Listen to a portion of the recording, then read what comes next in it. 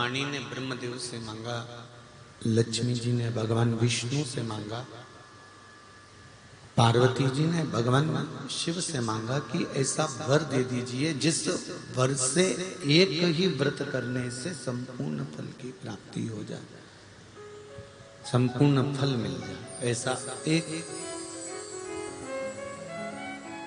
व्रत का फल दे दीजिए, मात्र एक व्रत का।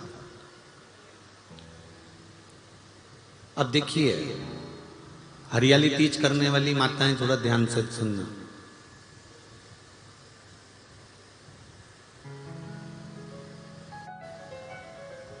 हरियाली तीज जब माताएं करती हैं तो एक हरियाली तीज, एक गणगौर की तीज, ये दो तीज के व्रत ऐसे होते हैं जिसमें जब माताएं करती हैं तो उस समय पर उमा, ब्रह्माणी और लक्ष्मी,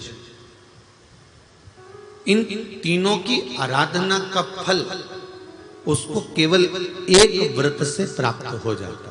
अब देखिए दूसरा सातुड़ी तीज।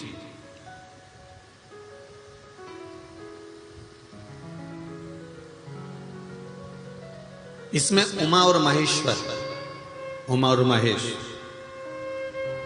ब्रह्माणी और लक्ष्मी,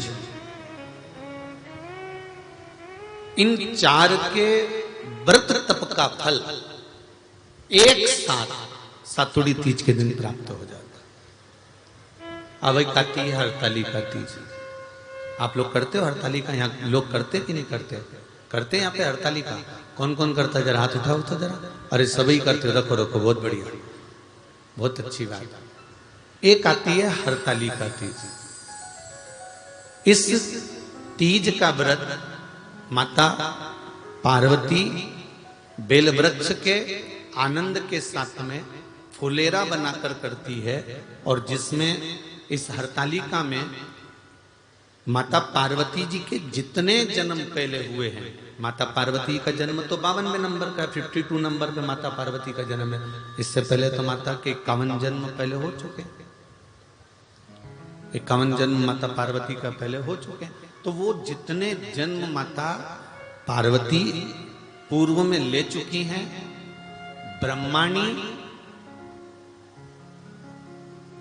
जितनी बार ब्रह्मदेव के साथ में विराजमान हो चुकी हैं, इंद्राणी जितनी बार इंद्र के साथ विराजमान हो चुकी हैं, और लक्ष्मी चाहे वो राधा के रूप में हो, चाहे वो रुक्मणी के रूप में हो, चाहे वो सतभामा के रूप में हो, चाहे वो यमुना के रूप में हो, चाहे वो गंगा के रूप में हो, जितनी बार माता लक्ष्मी ने रूप धारण करे हैं वो सब रूप में, और माता पार्वती अपने सारे रूप में, ब्रह्माणी अपने सारे रूप में, लक्ष्मी अपने सारे रूप में, इस हड़तालिका तीज के व्रत को करने के लिए आतुर रहती हैं। और इस व्रत को कर एक दिन में ही संपूर्ण विश्व का जितना तप है, साधना है, उपवास है, सबका फल एक साथ एकत्रित कर लेती हैं केवल एक व्रत में, हड़तालिका तीज। अब एक बात ध्यान से सुनिएगा, सारे व्रत, आपका अगर स्वास्थ्य खराब हो गया तो आप व्रत छोड़ सकते हो। जितने भी व्रत आप लोग कर रहे हैं पूर्व के, सोमवार, मंगलवार, एकादशी, छठ, पंचमी, चतुर्थी, अगर आपका स्वास्थ्य खराब है तो आप उस व्रत को छोड़ सकते हो, सारे व्रत को छोड़ सकते हो। पर तीज का जो व्रत होता है, हरतालिका जो व्रत होता है, ये व्रत एक बार लेने के बाद जब प्राण छूटते हैं तभी ये व्रत समाप्त होता है, अन्यथा बीच में ये व्रत समाप्त नहीं।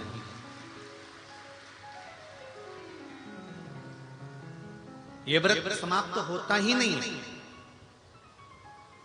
अगर शरीर से नहीं बनता कि अब हमारी अवस्था हो गई, अब शरीर से नहीं बन रहा है, तो भले एक पहर की पूजन कर कर, एक पहर का नियम धारण कर कर, एक पहर का स्मरण कर कर, एक पहर का पूजन व्रत धारण करो। और उसके बाद में भले आप थोड़ा सा जो भी आपको लेना है वो कर लो, पर इस व्रत को करना ही पड़ता है। इस व्रत का नियम ही यही है। इस व्रत की